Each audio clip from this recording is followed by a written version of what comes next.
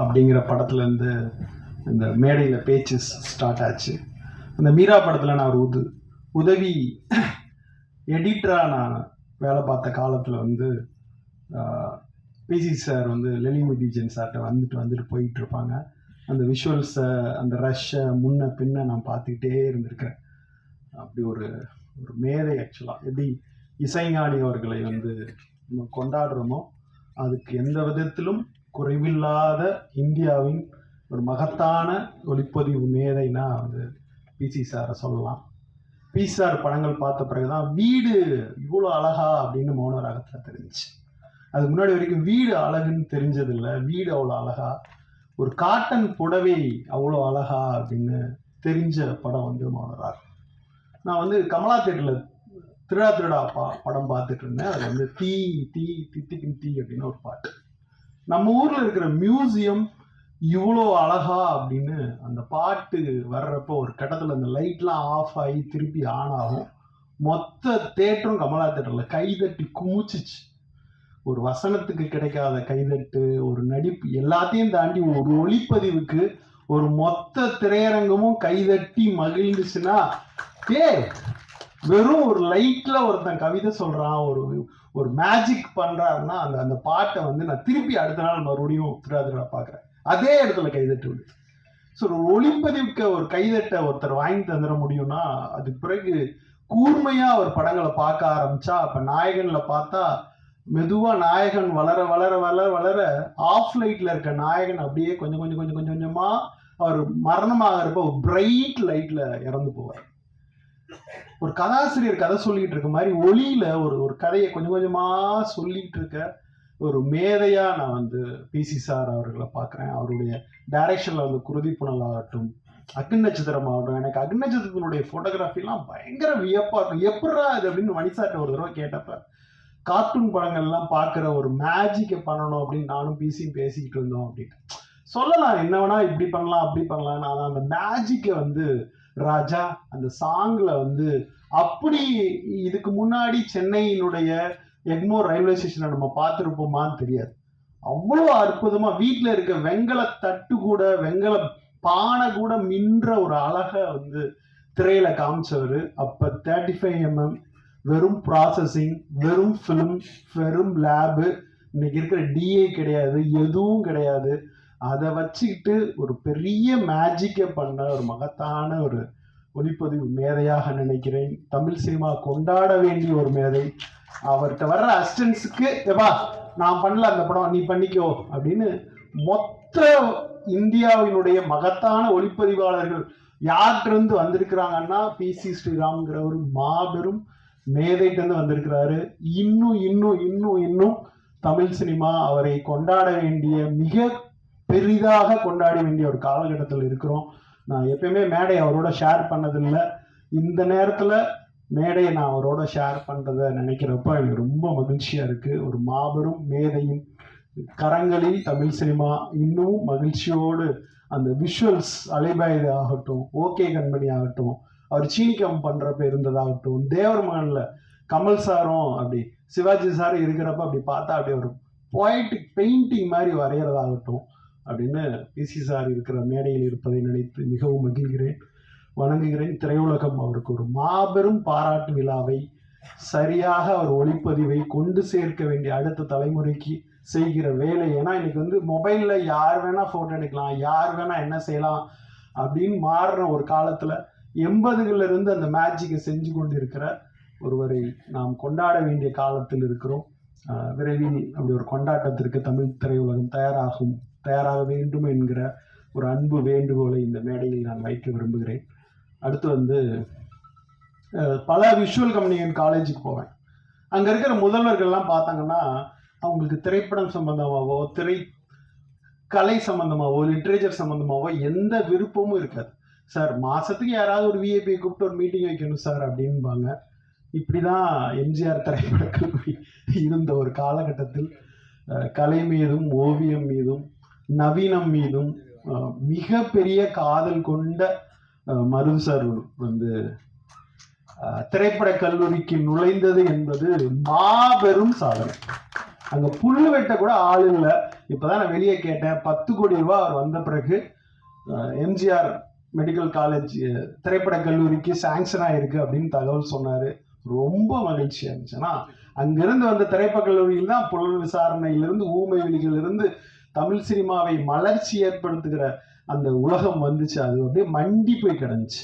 அப்படியே புதர் மண்டி போய் கிடந்த ஒரு இடத்துல போய் ஒளி மாதிரி இருக்கிற மருது சார் அங்கே போய் அப்படியே உட்கார்ந்துருந்தோம். பார்க்குறப்ப ரொம்ப சந்தோஷமா இருக்கு. ஒரு திரைத்துறைக்கான, திரை மாணவர்களுக்கான ஒரு ஒளிமயமான ஒரு காலம் அந்த எம்ஜிஆர் ஃபிலிம் இன்ஸ்டியூட்டுக்கு வந்திருக்கு அப்படின்னு நான் ரொம்ப ஆழமா நம்புறேன். பர்சனலாகவும் என்னோட எல்லா படங்கள் சம்பந்தமாகவும் அவர் எப்பவுமே பேசிக்கிட்டே இருப்பார். எனக்கு அங்காடி தெரு படத்தினுடைய லோகோ வரைஞ்சி கொடுக்கணும், எளிமையான படம் அப்படின்னு கேட்டேன். அந்த அங்காடி தெரு டைட்டிலுடைய லோகோவை ஜஸ்ட் 2 செகண்ட்ஸ்ல என் கையில வரைஞ்சி வச்சுக்கோ பாலன் அப்படின்னு சொல்ற அளவுக்கு எனக்கும் அவருக்குமான உறவு இருக்கிறது. ஸோ அவரையும் இந்த மேடையில் நான் ஷேர் பண்ணுறதை நினச்சி மிக மகிழ்வோடு இருக்கிறேன். ரொம்ப ஆரோக்கியமான கலையின் உச்சகட்டமான 2 மேடைகள் இருக்கிற ஒரு மேடை அப்படின்னு நான் நினைக்கிறேன். ஸோ இவர்களை எல்லாம் இந்த மேடைக்கு அழைத்து வந்து எம்ஆர் பாரதி அவர்கள், பிருந்தா சார் மூலியமாக தான் எனக்கு ரொம்ப காலத்துக்கு முன்னாடி தெரியும். ஸோ அந்த விஷுவல்ஸ் எல்லாமே பார்க்குறப்ப ஒரு இளமை ததும்பும் ஒரு படமாக இருக்கிறது. ஸோ இந்த டீமுக்கு மனமார்ந்த வாழ்த்துக்கள். நன்றி. நான் வாழ்த்துகிறேன். ஏன்னா பாரதி எனக்கு நீண்ட நாள் நண்பன்.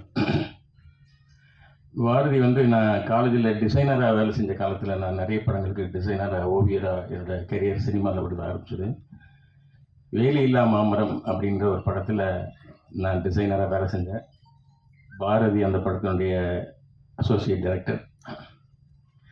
அது ஏறக்குறைய என்னுடைய கல்லூரி நாட்கள், காலேஜில் படிக்கும்போதே ஒர்க் பண்ணிகிட்டு இருந்தேன். அந்த ஃபிலிம்ஸ் எல்லாம் 3ஆம் வரை, அந்த நாட்கள், டார்லிங் டார்லிங் டார்லிங், வேலையில்லா மாமரம், இந்த மாதிரி. ஸோ எங்களுடைய நட்பு அதிலிருந்து தொடர்ந்தது. பாரதியோட அஸ்திவாரம், இன்னைக்கு சினிமாவுடைய அஸ்திவாரம்னாலே எழுத்து தான். அந்த அஸ்திவாரத்தை பிடித்து கொண்டு தான் இந்த பாரதி இன்று இந்த ட்ரீம் கேர்ள் வரைக்கும் நடந்து வந்திருக்கார். எனக்கு ரொம்ப பிடிச்ச விஷயம் என்னென்னா, பாரதி வீட்டில் எப்போதும் புத்தகம் இருக்கணும். அந்த காலத்துலேயே நான் பாரதி வீட்டுக்கு அடிக்கடி போவேன். பாரதியோட அம்மா நல்லா மீன் குழம்பு வச்சு கொடுப்பாங்க. நிறைய ரஷ்யன் நாவல்ஸ் நாங்கள் திருப்பி திருப்பி திருப்பி பாரதி வீட்டில் பல முறை படிச்சிருக்கேன். என்னோட புத்தக அறிவுங்கிறது ஆரம்பித்த காலங்கிறது வித் பாரதியோடு தான். அந்த பாரதி எனக்கு மட்டும் இல்லை, பல பேருக்கு இந்த புத்தக அறிவை கொடுத்துருக்கார். சினிமாவில் அறிவு, எழுத்துங்கிறது ரொம்ப அத்தியாவசியம். அது இன்னைக்கு ரொம்ப இல்லாதனால தான் தமிழ் சினிமா ரொம்ப சீர்கெட்டு போயிருக்கு. இன்னைக்கு புத்தகங்கள் யாரும் படிக்கிறது இல்லை. ஆனால் புத்தகத்தையும் எழுத்தையுமே தன்னுடைய ஆயுதமாக வச்சு இன்னைக்கு மிகப்பெரிய வெற்றியை அடைய போகிற இந்த பாரதிக்கு என்னுடைய வாழ்த்துக்கள். ஏன்னா இது ட்ரீம் கேர்ள்ன்றது என்னோட படத்து டைட்டில் மாதிரி இருக்குது. எனக்கு கொஞ்சம் பொறாமையாக தான் இருக்குது. எனக்கு முன்னாடியே சொல்லியிருந்தேன், நானே கூட வாங்கி சாப்பிட்டேன்.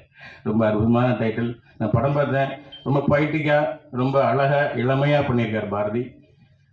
இந்த படம் வெற்றியடைய அவர் தொழில் எல்லாருக்கும், கலைஞர்கள், அவர் ஒர்க் பண்ண நடிகர்கள், டெக்னீஷியன்ஸ் எல்லாருக்கும் என்னுடைய வாழ்த்துக்கள். ரொம்ப டைம் வச்சு நான் ரொம்ப பேசலை, நிறைய பேசுகிறது விஷயம் இருக்குது.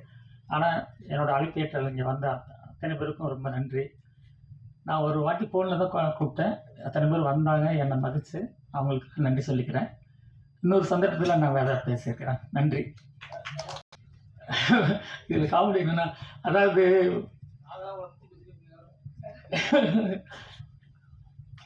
எப்படி சொல்கிறேன்னா, ஆக்சுவலாக நான் சினிமாவுக்கு ஃபஸ்ட் அசிஸ்டன்ட் ட்ரை பண்ணுறப்ப எல்லாமே எனக்கு நல்ல கம்பெனியே கிடைக்கல. ஃபஸ்ட்டு வேலையில்லா மாமரம், நூலர்ந்த பட்டம், காவேரி கரைநிலை, இந்த மாதிரி சின்ன சின்ன உப்பா படம்னு சொல்லுவாங்க. இப்போ அந்த மாதிரி படங்கள் தான் கிடச்சிது. எனக்கு அசிஸ்டன்ட் வாய்ப்பு சரியாகவே கிடைக்கல. ஒரே ஒரு படம் நெஞ்சமலாம் மெய்யன், அதில் தான் மோகன், ராதா, பூர்ணிமாச்சார் நடிச்ச படம். அந்த ஒரு படம் தான் அசிஸ்டன்ட் ஒழுங்கான படம் வாய்ப்பு கிடைச்சிது. அப்போ கூட கஷ்டம். நான் சென்னையில் தனியாக வந்து சாப்பாட்டுக்கு தங்குற இடத்துக்கெல்லாம் கஷ்டப்பட்டுட்டு இருந்தேன். அதுக்கு ரொம்ப கஷ்டமாக இருக்குது. சரி என்ன பண்ணலாம் அப்படின்ட்டு அப்புறம் பத்திரிக்கையில் போய் சேர்ந்தேன். அதுக்கு பாவைச்சந்திரன் ஒரு முக்கியமான காரணம். அப்புறம் பத்திரிகையில் சேர்ந்தோன்னா எனக்கு கொஞ்சம் கம்ஃபர்டபுளாக, சென்னை வாழ்க்கையே எனக்கு ஓரளவு வசதியாச்சு. அந்த பத்திரிகை துறையில் ஒரு 4-5 வருஷம் இருந்தேன். அப்போ இருக்கிறப்ப சினிமா ஆர்வம் இல்லை. அப்போ ஃபிலிம்ஸ்லேருந்து படம் பார்க்குறது, உலக சினிமா பார்க்குறது, நிறைய புத்தகங்கள் படிக்கிறது, சினிமா பற்றியே சிந்திச்சுட்டு இருப்பேன். ஆனால் பத்திரிகை எழுதிட்டு இருந்தேன். அப்போ தான் எனக்கு முதல் சினிமாவில் அங்கீகாரம் கொடுத்தது பி.சி. ஸ்ரீராம். அவர் தான் எனக்கு அவரோட டைரக்ஷனில் மீரா படத்துக்கு கதை வசனம் கொடுத்தாரு. அது எனக்கு ஒரு நல்ல இதாக இருந்தது. அதுக்கப்புறம் தான் திருமணம் ஆச்சு. திரும்ப ஒரு படம் முயற்சியில் கொஞ்சம் தோல்வி. படம் ஐயா ஒரு கதை ஸ்கிரிப்ட் எழுதி அது சரியாக வரல. அப்புறம் சரி என்னடா சும்மா இருக்கிறது அப்படின்னு சொல்லிட்டு, ஏன்னா நான் சினிமா ரொம்ப நேசிப்பேன். அதே நேரத்தில் சினிமாவுக்காக நான் வந்து கஷ்டப்பட மாட்டேன். சரி அடுத்த வேலை செய்யலான்ட்டு ராஜ் டிவியில் நிகழ்ச்சி தயாரிப்பாளராக மாதிரி நிறைய நிகழ்ச்சிக்கு பண்ணேன். அதில் நிறைய பணமும் விளம்பர படம் எடுக்கிற வாய்ப்பும் கிடைச்சது. அப்போ என் லைஃப் ரொம்ப கம்ஃபர்டபுள் ஆச்சு. ஏன்னா அப்போ எனக்கு 2 பசங்க, ஃபேமிலியை நல்லா பார்த்துக்க முடிஞ்சுச்சு. சரி அப்புறம் இன்னும் ஸ்டடியாக அதில் கூட என்னென்னா ஒவ்வொரு விளம்பர படம் எடுக்கிறது நிகழ்ச்சி பண்ணுறதுல கொஞ்சம் ஸ்ட்ரெயின் இருந்தது. அதுக்கப்புறம் கல்லூரிக்கு புத்தகம் போட ஆரம்பித்தேன். இக்னோன்னு சொல்லிட்டு அது ஒரு வாய்ப்பு அமைஞ்சது.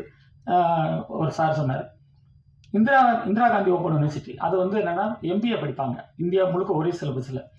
அதுக்கு வந்து நான் கொஸ்டின் பேப்பர் போட்டு கொஸ்டின் அண்ட் ஆன்சர் சின்னதாக புக்கை 40 ரூபாய்க்கு குட்டி புக்கு போட்டு சவுத் இந்தியா முழுக்க அந்த இது நடக்கிற கல்லூரியில் அந்த வகுப்பு நடக்கிற இடத்துல போய் வெளியே வச்சு விற்று அது பயங்கர வெற்றி அடைய செம சக்ஸஸ் ஆச்சு. இந்தியா முழுக்க அந்த புக்கு போச்சு. அதுக்கப்புறம் இன்ஜினியரிங் புக்கு போட்டேன். இந்த 26 வருஷமாக சார்லதா பப்ளிகேஷன் நடத்துகிறேன். ரொம்ப சக்ஸஸ்ஃபுல்லாக கம்ஃபர்டபுளாக இருக்கேன். ஆனால் சினிமா எனக்கு தரத்துக்கே இருக்கும்ல. அப்போ அர்ச்சனா வந்து எனக்கு ரொம்ப ஃப்ரெண்டு. நாங்கள் 2 பேரும் எப்போ நாங்கள் 2 பேர் பேசுனாலும் சினிமா பற்றி பேசுவோம். சினிமா பேசிகிட்டே இருப்போம். நைட்டு 11 மணி 12 1 மணி அவ்வளோ சினிமா பேசுவோம். அப்போ தான் சரி அவங்களுக்கு தோணுச்சு. நான் ஒரு கதை சொன்னேன், இப்படி ஒரு பண்ணலான்னு. அந்த அழியாத குழம்பு 2 வந்து அர்ச்சனா தயாரித்தாங்க. அவங்க என் டேரக்ட் ஆகி பார்க்கணுன்ட்டு. ஆனால் அவங்க எங்கேயோ பணத்தை பாரோ பண்ணி கடன் வாங்கி பண்ணலான்னு திட்டம் போடுறப்ப நான் பயந்துட்டேன். ஐயோ நம்மளால் அவங்க எதை கஷ்டப்படக்கூடாதுன்னு.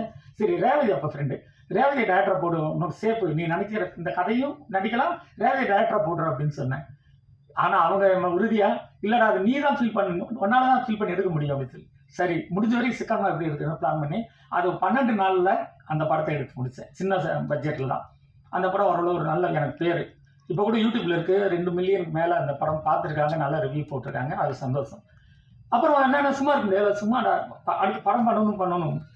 அப்புறம் என்ன பண்ணேன், சரி படம் பண்ணலாம், இந்த ட்ரீம் கேர்ளுக்கு ஒரு 4 சீன் எடுத்து பார்ப்போம் ஒரு பார்க்கில் அப்படின்னு சொல்லிட்டு சாலமனை கூப்பிட்டு ஒரு 4 சீன் இங்கே எடுக்கலாம்னா அவன் என்ன சொன்னான், அவன் ஊட்டி சார் அந்த 4 சீன் ஊட்டியில் போய் எடுக்கலாம் சார். செம்மொழி பூங்காவில் வந்து அவன் கேட்டால் 30,000 ரூபாய் படம் கேட்டார். இந்த 30,000 ரூபாய்க்கு ஊட்டியில் போய் எடுக்கலாம்னு சொன்னான். 4 சீன் எடுக்கலான்னு தான் போனேன். அப்படியே ஒரு பிளான் பண்ணி அங்கே ஒரு 16 நாளில் அந்த படத்தை எடுத்து முடித்தேன். அப்போ அந்த ஸ்கிரிப்டுக்கு கூட எனக்கு ரொம்ப சப்போர்ட் இருந்தது வந்து ஹேமந்த்.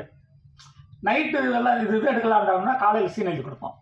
அப்படி அழகாக வந்து அந்த படத்தை சிம்பிளாக எடுத்து முடித்தேன். எனக்கு சந்தோஷம். அப்புறம் இந்த நேரத்தில் நான் சொல்லிக்கிறது என்னென்னா, சினிமாவுக்காக கஷ்டப்படுறவங்களை நிறைய பேர் படுறாங்க, அது எனக்கு பிடிக்கும். பிரேக் பண்ணுங்க. அமெரிக்காவில் எப்படின்னா ஒரு பையன் நல்லா படிக்கலன்னா 1 வருஷம் பிரேக் பண்ணி விட்டுருவாங்க. அந்த 1 வருஷம் பிரேக் பண்ணி சுற்றுறதுல அடுத்து அவங்க சினிமா அவனை இன்ட்ரெஸ்ட் வந்துடும்.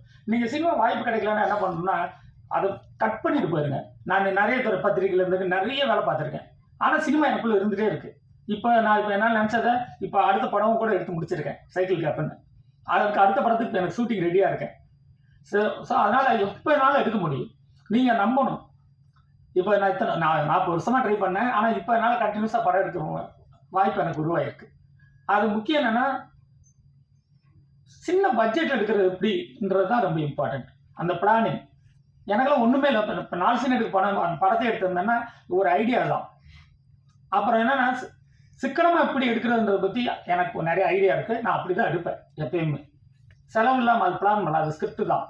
அந்த ஐடியா தான் ரொம்ப முக்கியம். நிறைய செலவு பண்ண வேண்டாம். ஏன்னா கொஞ்சமாக செலவு பண்ணால் ஒருவேளை படம் இதாகட்டு கூட பாதிப்பு வராது. அதுதான் நான் சொல்கிறேன். இவ்வளோதான் சுருக்கம்னு நினைக்கிறேன். போதும். தேங்க்யூ. இருக்கவங்கெல்லாம் என் நண்பர்கள், வெகு நாளைய நண்பர்கள். என்ன சந்தோஷமாக இருக்கு எனக்கு. பாரதியை பற்றி இவ்வளோ பேர் புகழ்ந்து பேசும்பொழுது எனக்கு தீராவே ரொம்ப மயக்கூச்சரியமாக இருக்குது. எங்கள் நட்பு ரொம்ப வருஷம் நட்பு. அது பல கதைகள் சொல்லலாம் நட்புல. பாரதி கல்யாணத்துக்கு நான் தான் இது பண்ணேன், பேசுறதுல ஃபஸ்ட் டைம் நான் ஆடியோ ஃபங்க்ஷனே தான் ஃபஸ்ட் டைம் வரேன். பல மீட்டிங்கு வந்திருக்கேன் நான், அது ஒழுங்கு. ஆனால் ஆடியோ லான்ச்சுன்னு பாரதி கூப்பிட்ட உடனே பாரதிக்கு நான் என்றைக்குமே நோ சொல்ல முடியாது இல்லை. ஆனால் ரொம்ப சந்தோஷம். இவ்வளோ பேர் வந்து பாரதியோடைய குணங்களையும் அவருடைய இதை பற்றி பேசும்போது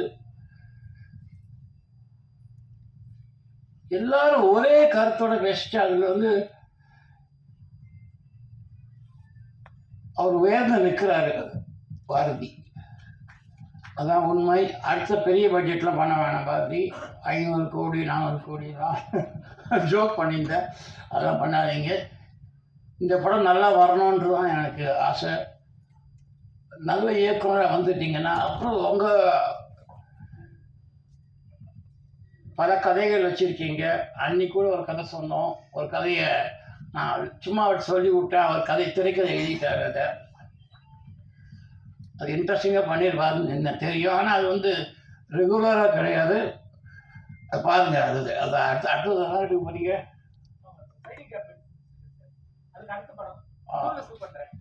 ஓகே ஓகே ஓகே.